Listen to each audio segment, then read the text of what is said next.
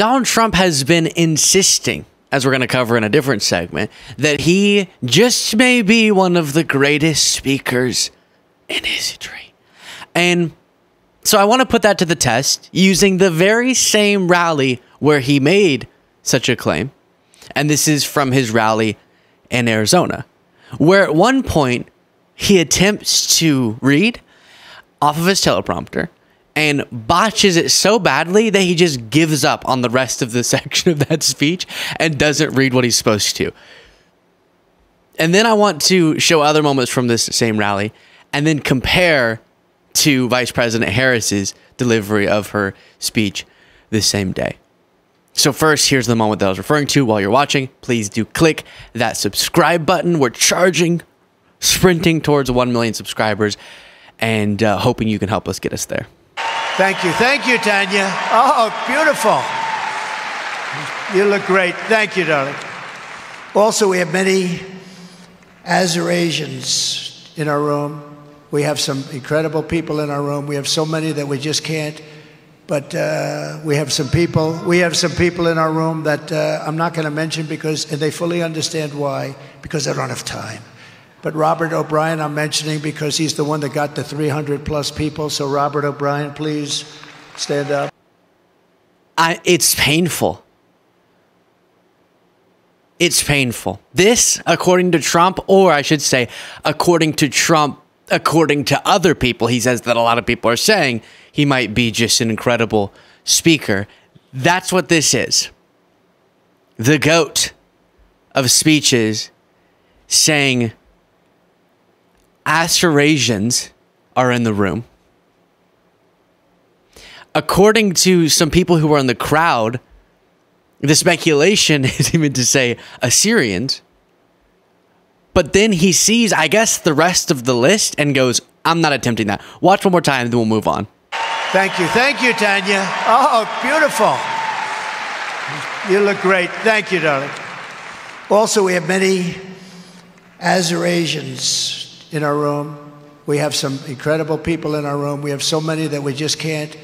But we have some people in our room that I'm not going to mention because, and they fully understand why, because I don't have time.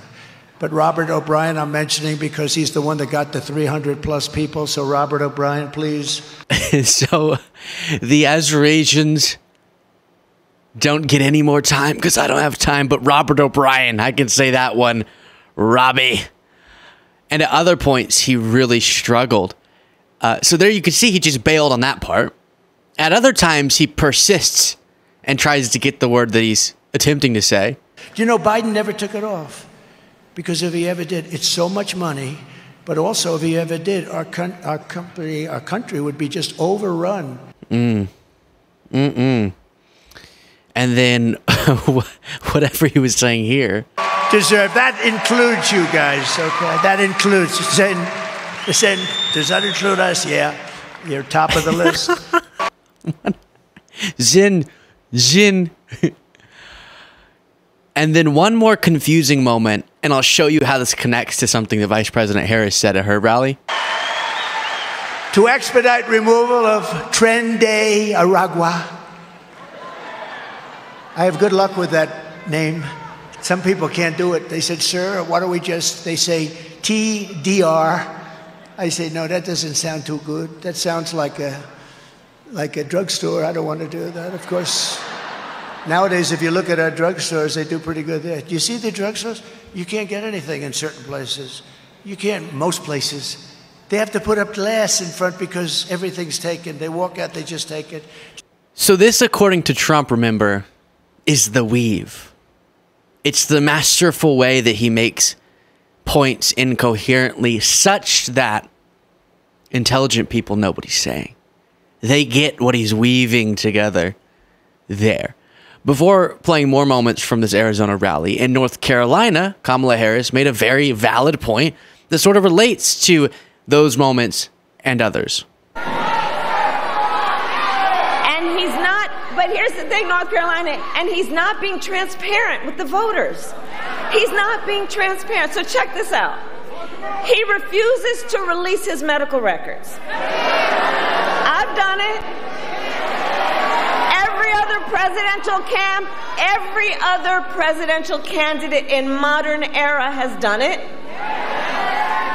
He is unwilling to do a 60 Minutes interview. Like every other major party candidate has done for more than half a century. He is unwilling to meet for a second debate.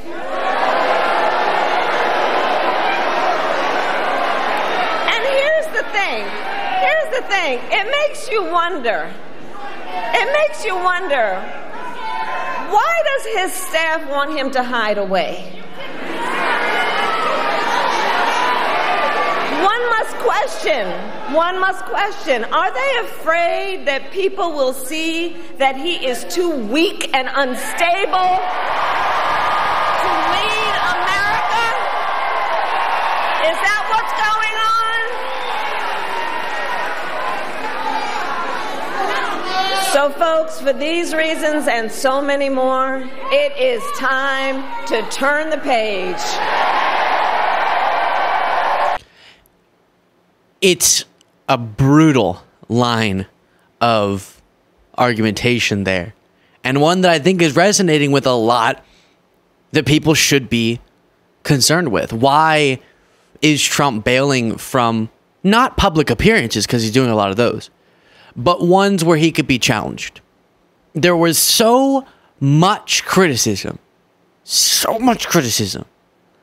in mainstream media of Vice President Harris for not doing enough interviews. Now she's doing much more, so that's slowed. Some people just sort of, I guess, out of habit keep saying that, even though now it doesn't apply, but they have softened the criticism on that because she's doing more interviews, but they never apply that to Trump only doing softball interviews. The interviews he does rarely count as an actual journalist sitting with him. They're just Fox News or Newsmax. She did the 60 Minutes interview. She's willing to do another debate. She released her medical records. He didn't. Or I should say he won't. He didn't, he won't. More accurately put.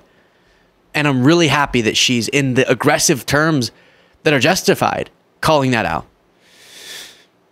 And because of Trump's instability, he's resorting to only a campaign of wild fear-mongering.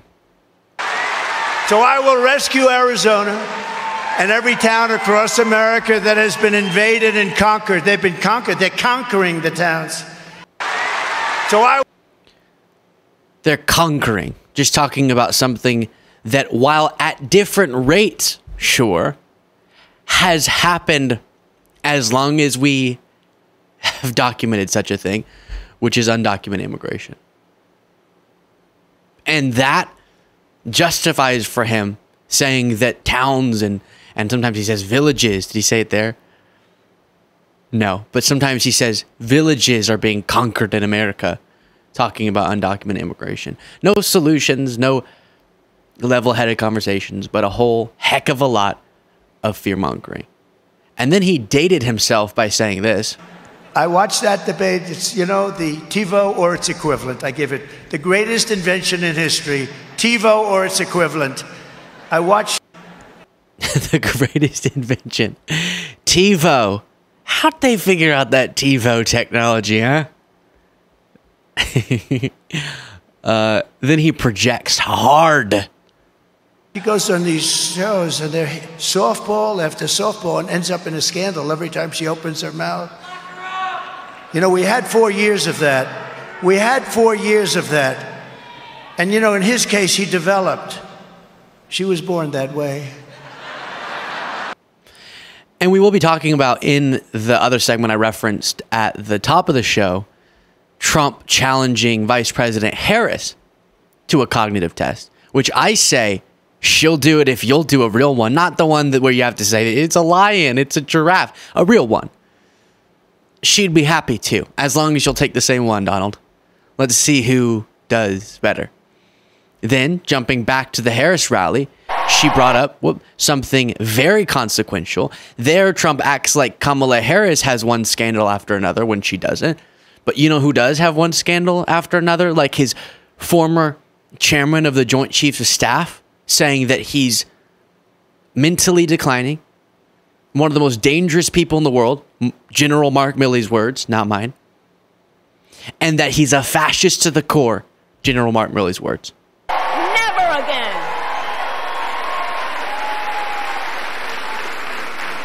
And the people who know him best know it. His former national security advisor, 2 of his former defense secretaries, his former chief of staff in the White House, his own vice president, have all warned America Donald Trump is unfit to serve.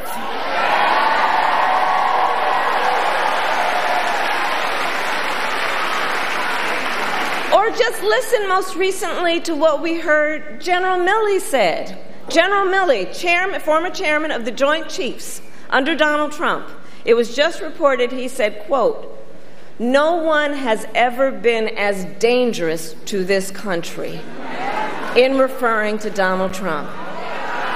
Think about that. Think about that. And we can already see the harm he's up to as a candidate. Most recently, spreading disinformation in the wake of natural disasters. Blocking real solutions that would stop drug cartels from crossing the border when he tried to kill and did that border security deal. Because you see, Donald Trump cares more about scaring people, creating fear, running on a problem, instead of what real leaders do, which is to participate in fixing problems. Very different. The tale of two rallies. Very different stuff there. And remember that while Trump pretends like he has other reasons, like the Afghanistan withdrawal or something, in reality, we know that when he sent out that Truth Social post some time ago about General Mark Milley, saying that in times gone by, the punishment for Milley would be death, was about Milley's comments about Trump. Trump didn't feel that Milley was loyal enough, and he posted in a way that can never be lost on the interweb, saying that essentially it'd be justified to execute Mark Milley. Quote, "In times gone by, the punishment would be death." And all of these people, like respected generals, one of the most powerful members of the military, formerly, and a bunch of people who served Trump loyally until Trump crossed a line, all of their words are trash for MAGA, and they'll just take Trump's.